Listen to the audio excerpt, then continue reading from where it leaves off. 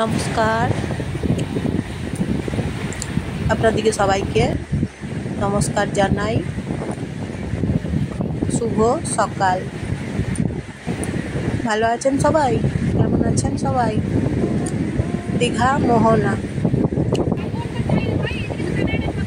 বারবার আসতে ইচ্ছে করে, জানেন তো, দীঘাতে মোহনাতে।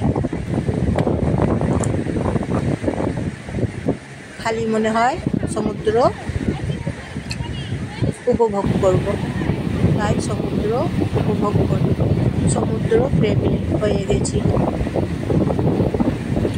ঢেউগুলো আসছে, পাথরের ওপরে আছড়ে পড়ছে ঢেউগুলো, আর দেখতে কত বেশি ভালো লাগছে ঢেউগুলো। দেখুন কি সুন্দর ঢেউ আসছে, বলুন আপনাদের খুব ভালো লাগছে আমার মতো